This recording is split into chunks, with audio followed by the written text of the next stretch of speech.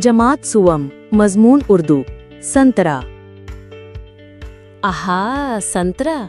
संतरे का नाम सुनते ही मुंह में पानी भर आता है। गर्मी के दिनों में इसका रस पीने से राहत मिलती है। कोई संतरा खाने बैठे तो खाता ही चला जाए। पकने के बाद ये बड़ा खुश रंग दिखाई देता है। संतरे का छिलका नर्म और छीलने में आसान होता है। इसमें 8-10 कांशें होती हैं। संतरे के छिलकों में भी रस होता है, लेकिन वो बहुत कड़वा होता है। हमारे मुल्क में संतरा हर जगह पसंद किया जाता है। इसकी सबसे बड़ी मंडी नागपुर में है। नागपुर संतरे का शहर कहलाता है।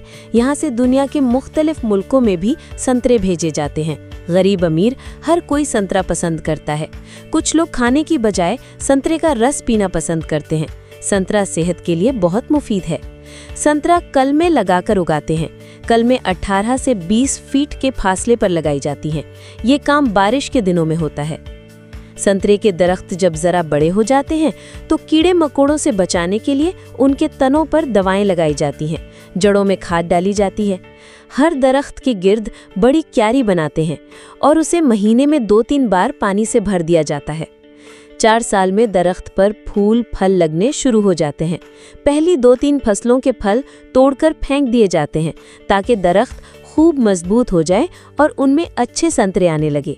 5-6 साल में दरख्त खूब घने हो जाते हैं। इन पर जब बहुत संतरे लगते हैं तो उनके बोझ से डालियां झुक जाती हैं। कभी कभी वो टूट भी जाती हैं। इसलिए बागबान डालियों को बांस का सहारा देते हैं।